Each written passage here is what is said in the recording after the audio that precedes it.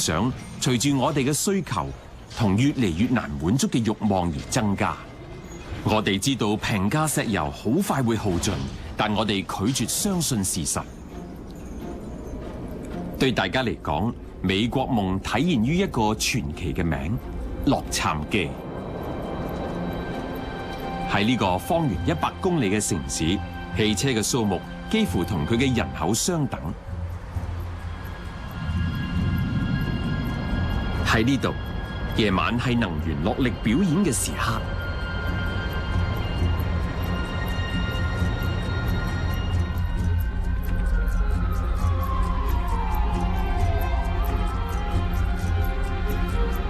白天對比夜晚顯得蒼白，夜晚令呢個城市變成閃爍星空。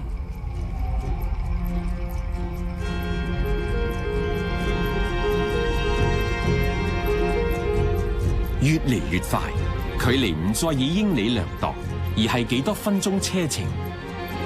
汽車重塑郊區面貌，每間屋都好似城堡一樣，同令人窒息嘅市中心保持安全距離。一排排整齊嘅房屋擠擁喺死胡同嘅四周。因為有世界性廣播嘅電視劇，而令少數發達國家嘅模式成為全球人類嘅夢想。即使喺北京，呢啲到處被模仿抄襲嘅模範屋，將中式古塔喺地圖掃走。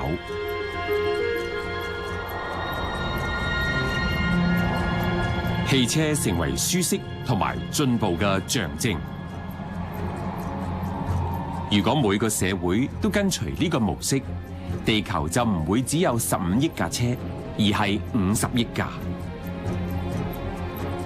越嚟越快，世界越發展，佢對能源嘅需求就越高。到處都係挖鑽礦物嘅機器，佢哋將盤古初開時埋喺地底嘅星星全部挖掘出嚟。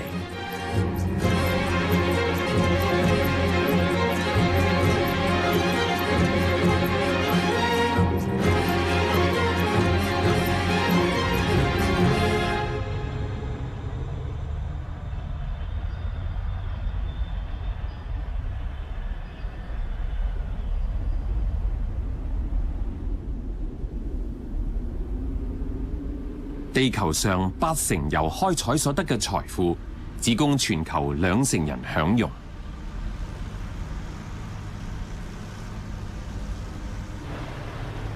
喺本世紀完結之前，由於過分開採礦產，人類將會耗盡地球上嘅大部分資源。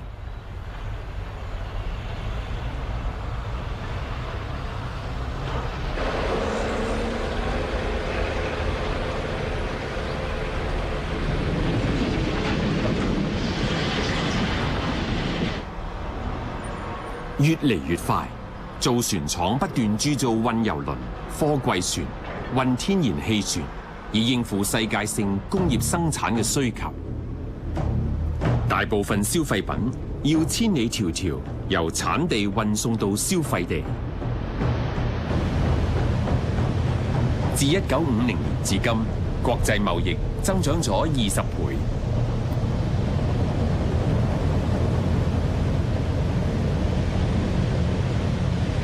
90%商貿活動喺海上進行，各國每年要運送嘅貨櫃總量達到5億個。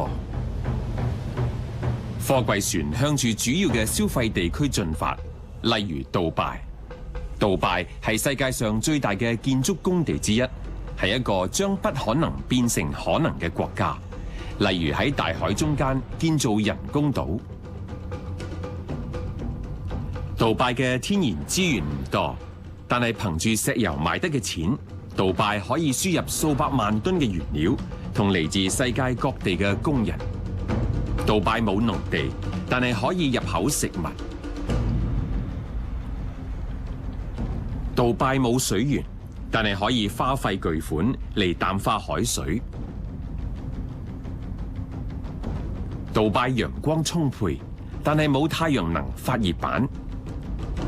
呢個係擁有越多就越貪婪嘅城市，喺呢度最奇異嘅夢想都會成真。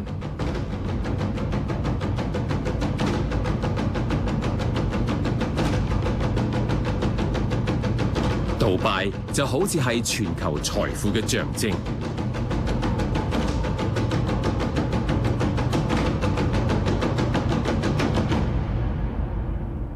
冇任何事比杜拜更加遠離大自然，但亦都冇任何事比杜拜更加依賴大自然。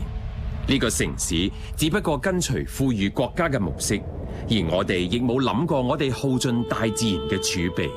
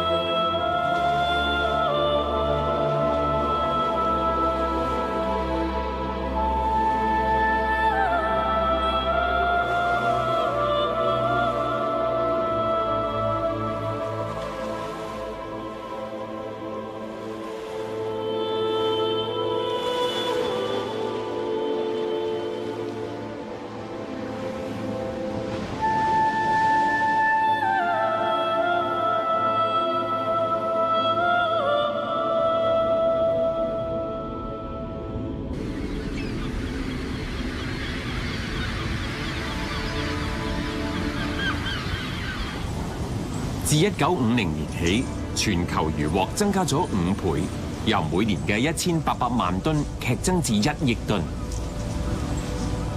數以千計嘅加工漁船掏空海洋，3/4漁場正被人類搜刮一空。大魚已經所餘無幾，因為冇時間俾佢哋繁殖。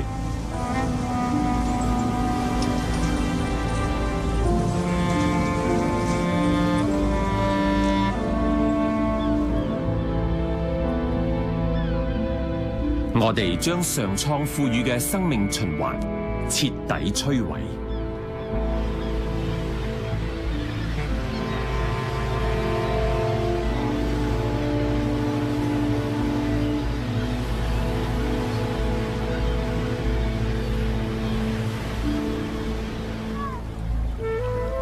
以目前嘅速度，到2050年，海洋就無魚可捕。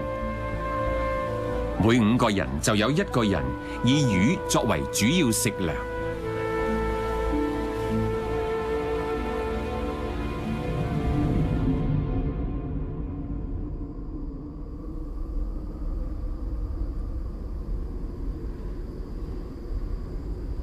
我哋忘記資源係稀少嘅。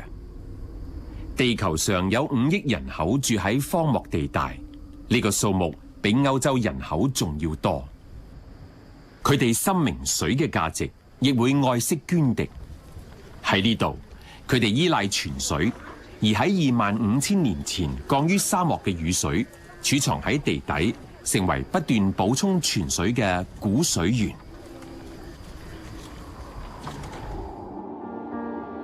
古水源令穀物得以喺沙漠生長，為當地人提供食糧。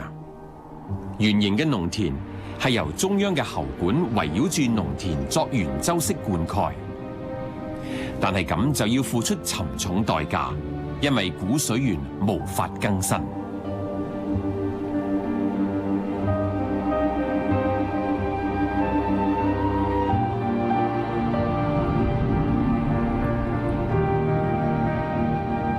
喺沙地阿拉伯，要喺沙漠實行現代耕種嘅夢想已經幻滅。就好似呢張羊皮紙地圖，光點代表被放棄嘅計劃。灌溉嘅器具仍然喺度，泵水嘅能量都喺度，但係古水源所剩無幾。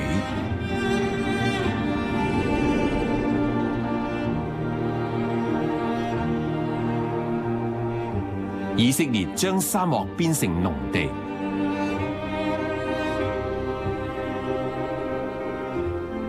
雖然喺溫室只需要少量嘅水灌溉，但係出口增長令耗水量增加。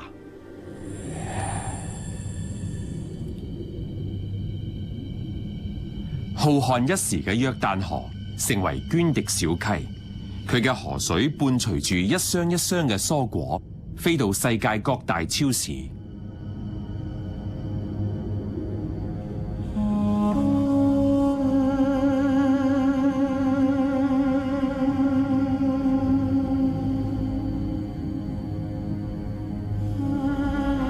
其實約旦河並唔孤單，地球上每10條大河就有1條喺1年當中有幾個月唔可以流出大海。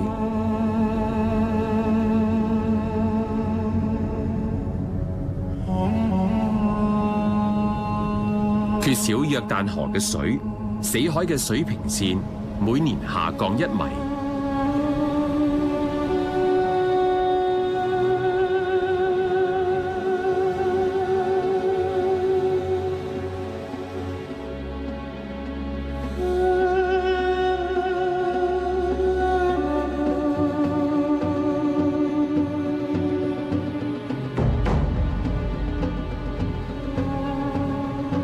印度可能係喺下一個世紀最受缺水問題困擾嘅國家。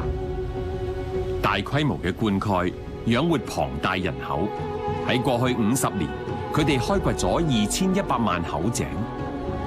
喺印度好多地方，為咗尋找水源，井底越鑽越深。喺印度西部，30%水井已經被棄置，地下含水層開始乾涸。廣大嘅蓄水池收集雨水，以補充含水層嘅儲水量。喺乾旱季節，村中婦女會以雙手挖掘。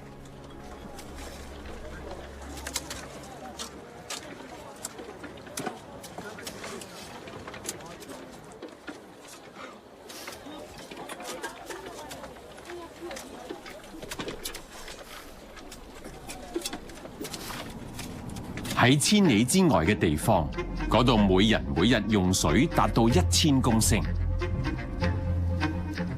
拉斯維加斯矗立於沙漠之上，呢度有數百萬居民，加上每個月成千上萬嘅訪客，係世界上用水最多嘅地方。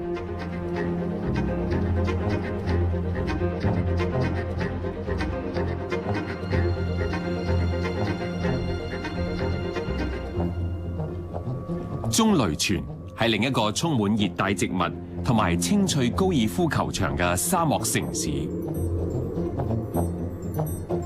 呢個幻影仲可以繁榮幾耐呢？地球已經無法追得上。為呢啲城市提供水源嘅科羅拉多河係無法出海嘅眾多河流之一。河嘅源頭嘅水量不斷下降。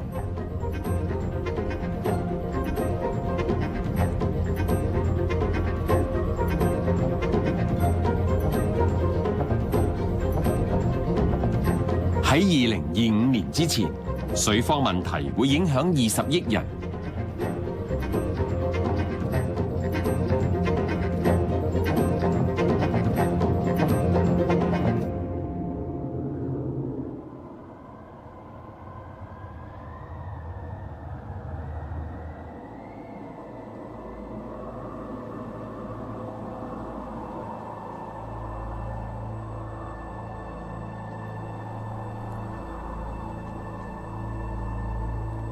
濕地佔地球表面6%，喺恬靜嘅水面下有真正嘅廠房。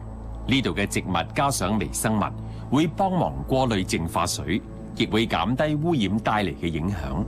沼澤係淨化水分必須嘅生態環境。沼澤亦都係調節水流嘅海綿，潮濕嘅時候吸水，乾旱嘅時候將水釋放。